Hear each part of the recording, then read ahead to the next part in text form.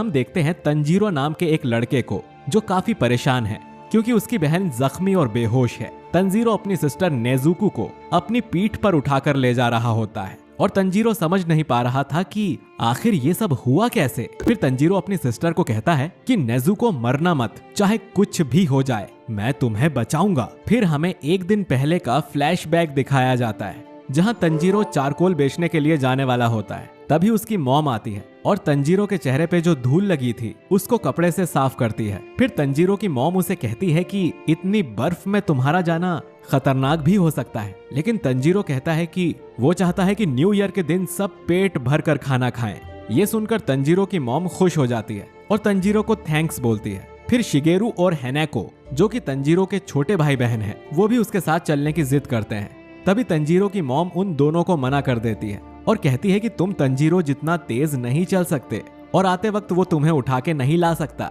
Shigeru cart का जिक्र करता है, लेकिन मॉम कहती है कि तंजीरो आज कार्ट यूज नहीं करेगा। उसके बाद हेनेको दोबारा तंजीरो के साथ चलने को बोलती है और कहती है कि वो उसकी हेल्प करेगी। ये सुन के तंजीरो कहता है कि शुक्रिया, लेकिन आज तुम्हें घर पर रहना होगा। फिर तंजीरो शिगेरू से कहता है कि जब वो वापस आएगा तब उसके लिए गिफ्ट्स लेकर आएगा। ये सुन के शिगेरू खुश हो जाता है। फिर तंजीरो टैकियो जो कि तंजीरो का एक और यंगर ब्रदर है, उसे कहता है कि जितनी लकड़ी हो सके काट लेना। टैकियो कहता है कि अगर साथ में लकड़ी काट सकते तो काम जल्दी हो जाता। ये सुन के तंजीरो उसके सर पर हाथ रखता है। फिर सभी लोग तंजीरो को खुशी खुशी अलविदा करते हैं। रास्ते में तंजीरो नेजुको से मिलता है जो तंजीरो की यंगर सिस्टर है। नेजुको तंजीरो से कहती है कि उसने रोकुटा को सुला दिया है, अगर ये जगा हुआ होता तो तुम्हारे जाने से बहुत रोता। फिर नेजुको आगे कहती है कि डैड के गुजर जाने के बाद ये उन्हें बहुत मिस करता है। थोड़ी बात करने के बाद नेजुको तंजीरो को बाय बोलती है। फिर तंजीरो चलता हुआ कहता है कि हमारी लाइफ इजी नहीं है, लेकिन हम खुश हैं और जिंदगी मौसम की तरह अचानक से बदल भी सकती है। ये बदलती है और आगे बढ़ती है। ऐसा नहीं है कि हमेशा ही धूप रहेगी और ऐसा भी नहीं है कि हमेशा बर्फ रहेगी। जब भी खुशियां तबाह होती हैं, वहाँ हमेशा खून की स्मेल जरूर होती है। उसके बाद तंजीरो गाँव में पहुँचता है तो एक आंटी तंजीरो को देखते ही कहती है कि मुझे नहीं लगा था कि तुम इतनी ठंड में यहाँ पर आओगे। फिर तंजीरो उन आंटी से पूछता है कि क्या आपके पास चारकोल है। उसके बाद हम देखते हैं कि एक आदमी दुकान से बाहर आता है और तंजीरो से कहता है कि मेरी हेल्प करो, मुझ पे ये प्लेट तोड़ने का आरोप है, इसको सूंघ के बताओ। तंजीरो सूंघता है और कहता है कि ये काम किसी बिल्ली का है। इससे हमें पता चलता है कि तंजीरो की सूंघने की शक्ति बहुत तेज है। उसके बाद एक ओल्ड मैन तंजीरो से हेल्प मांगता है सामान उठाने के लिए। तंजीरो असल में एक बहुत अच्छा लड़का है और कभी किसी की मदद के लिए मना नहीं करता। देखते ही देखते रात हो जाती है और तंजीरो घर के लिए वापस जा रहा था। वो काफी लेट हो गया था, लेकिन तंजीरो इस बात से खुश था कि उसने सारे चारकोल बेच दिए। थोड़ी दूर जाके रास्ते में एक ओल्ड मैन तंजीरो को रोक लेते हैं और कहते हैं कि मेरे घर में रुक जाओ, लेकिन तंजीरो मना कर देता है। लेकिन वो ओल्ड मैन गुस्से में बोलते हैं, बहस मत करो, रात के समय डीमंस हमला कर सकते हैं। अब क्योंकि तंजीरो माउंटेन पे रहता है और रास्ता भी बहुत लंबा था और काफी अंधेरा भी हो चुका था, इसीलिए तंजीरो मान जाता है। तंजीरो डिनर करने के बाद ओल्ड मैन से पूछता है कि डीमन कैसे होते हैं। ये सुन के वो ओल्ड मैन कहता है कि डीमन अंधेरे में जमीन खोद कर हमला करते हैं, इसीलिए तुम्हें भी रात को घूमना नहीं चाहिए। आज यहीं सो जाओ और सुबह यहाँ से चले जाना। फिर तंजीरो पूछता है कि क्या डीमन आपके घर में भी आ सकते हैं। ओल्ड मैन कहता है कि हाँ। तंजीरो कहता है कि फिर वो सबको खा क्यों नहीं जाते। ये सुनकर वो ओल्ड मैन कहता है कि डीमन स्लेयर्स उन राक्षसों से हमारी रक्षा करते हैं। फिर जब वो ओल्ड मैन सो जाते हैं तो तंजीरो सोचता है कि इन ओल्ड मैन ने जब से अपनी फैमिली को खोया है तब से ये काफी अकेले हो गए हैं। उसके बाद तंजीरो को याद आता है कि उसकी दादी भी ऐसे ही डीमंस की कहानियां सुनाया करती थी, लेकिन तंजीरो को इन बातों पर ज्यादा यकीन नहीं था। अगली सुबह ओल्ड मैन को अलविदा कहने के बाद तंजीरो अपने घर के लिए निकल पड़ता है। तंजीरो चलते हुए अचानक रुक जाता है और हैरान हो जाता है क्योंकि उसको खून की स्मेल आती है। फिर तंजीरो घबराता हुआ घर की तरफ भागता है और वो देखता है कि घर के बाहर नेजुको और रोकुटा जख्मी होकर गिरे हुए हैं। ये देख के तंजीरो की आंखों से आंसू निकल आते हैं और वो नेजुको के पास जाता है और उससे पूछता है कि यहाँ क्या हुआ, लेकिन नेजुको कुछ नहीं कहती। इसके बाद तंजीरो घर के अंदर का मंजर देखता है। उसके पसीने छूट जाते हैं क्योंकि सामने उसकी मॉम और बाकी भाइयों और बहन की लाशें पड़ी हुई थीं। सिर्फ नेजुको की बॉडी गर्म थी, जिसकी वजह से तंजीरो को पता चलता है कि नेजुको अभी जिंदा है। फिर तंजीरो बिना कोई देरी किए नेजुको को अपनी पीठ पर उठा के भागता है ताकि कोई डॉक्टर उसका इलाज कर सके। लेकिन आधे रास्ते में ही तंजीरो थकने लगता है और शहर का रास्ता सिर्फ आधा ही तय हुआ था।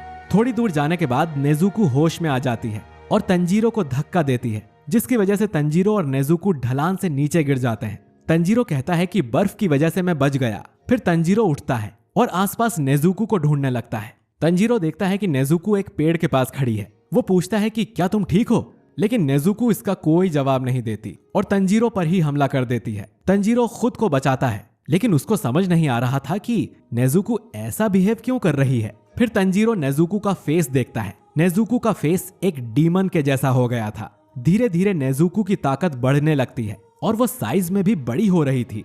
अब तंजीरो गिल्टी फील करता है और सोचता है कि अगर वो उस ओल्ड मैन के घर नहीं सोया होता तो वो अपनी फैमिली को बचा सकता था। और तंजीरो ये कहता है कि भले ही वो बाकी लोगों को नहीं बचा पाया, लेकिन कम से कम नेजुको को जरूर बचाएगा।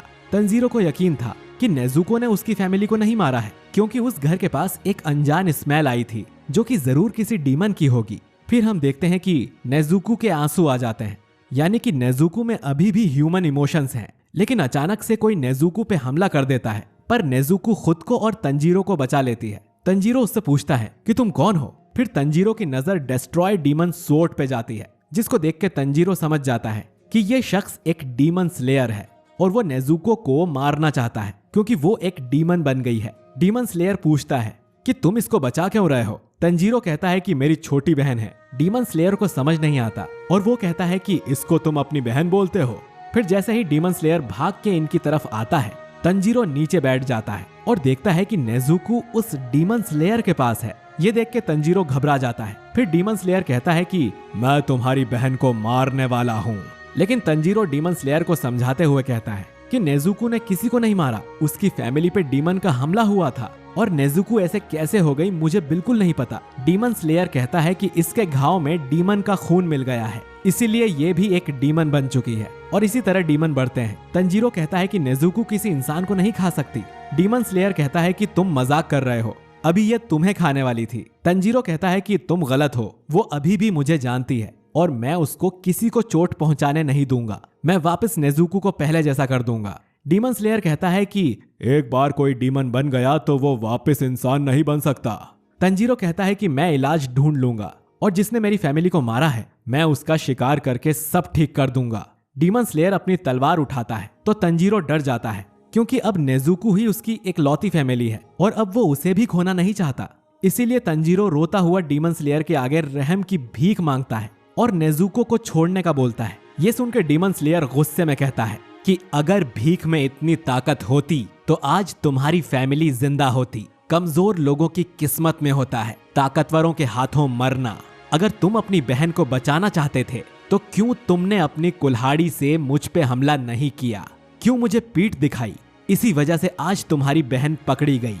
लेकिन ये सब बातें डीमन स्लेयर तंजीरो को नीचा दिखाने के लिए नहीं, बल्कि उसको इसीलिए कहता है ताकि तंजीरो स्ट्रांग बने। और डीमन स्लेयर अंदर से दुखी था क्योंकि वो तंजीरो की फैमिली को नहीं बचा पाया और तंजीरो अभी कितना दुखी है ये डीमन स्लेयर समझ पा रहा था। पर जैसे ही डीमन स्लेयर नेजुको को मारने वाला होता है, तंजीरो डीमन स्लेयर पे पत्थर से हमला करता है और जब बर्फीली हवा चलती है तो तंजीरो चुपके से डीमन स्लेयर पे पत्थर फेंकता है, लेकिन वो उससे बच जाता है और डीमन स्लेयर तंजीरो के सिर पे मार के उसको बेहोश कर देता है। फिर डीमन स्लेयर सोचता है कि उसकी कुल्हाड़ी कहाँ गई और अचानक ही वो कुल्हाड़ी ऊपर से उसकी तरफ आती है, लेकिन वो इस हमले से भी बच जाता है। डीमन स्लेयर समझ जाता है कि उस पे पत्थर फेंकना बस एक नाटक था। इसके बाद नेजुको अपने भाई को बेहोश देख गुस्सा हो जाती है और खुद को डीमन स्लेयर से बचा के अपने भाई के पास जाती है। ये देख डीमन स्लेयर डर जाता है। उसको डर था कि नेजुको तंजीरो को खा जाएगी, लेकिन नेजुको ऐसा नहीं करती और अपने भाई को बचाने के लिए वो डीमन स्लेयर से लड़ने लगती है।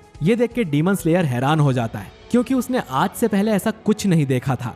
डीमन स्लेयर सोचता है कि उसने सुना था कि डीमन भूख लगने पे अपने घर वालों को भी खा जाते हैं। ये मैं काफी बार देख चुका हूँ और इस मोमेंट में तो इसको भूखा होना चाहिए था और उस बच्चे को खा जाना चाहिए था, लेकिन वो उसको बचा रही है। ये देख के डीमन स्लेयर सोच में पड़ जाता है और सोचता है कि ये दोनों भाई बहन बाकियों से अलग हैं। फिर डीमन स्लेयर एक हमले से ही नेजुको को भी बेहोश कर देता है। आगे हम देखते हैं कि तंजीरो के आसपास उसके भाई बहन और मॉम थी। तंजीरो की मॉम कहती है कि हमें माफ करना, हमने तुम्हें पीछे छोड़ दिया और नेजुको का ध्यान रखना। फिर तंजीरो को जब होश आता है तो वो देखता है कि नेजुको बेहोश पड़ी है। नेजुको को जिंदा देख तंजीरो की आंखों में आंसू आ जाते हैं। ये देख के डीमन स्लेयर कहता है कि तो तुम उठ गए, एक आदमी से मिलो जिसका नाम सकोंजी ओरुको डाकी है, जो माउंट सगीरी के बीच रहता है। उनसे मिलो और कहना कि गियू टोमियोका ने तुम्हें भेजा है और तुम्हारी बहन अभी तो ठीक है, लेकिन इसको धूप में लेकर मत जाना। ये बोल के डीमन स्लेयर वहां से चला जाता है। उसके बाद हम देखते हैं कि नेजुको और तंजीरो अपनी फैमिली की कब्र के पास बैठे होते हैं। तंजीरो उनकी आत्मा की शांति के लिए प्रेयर करता है।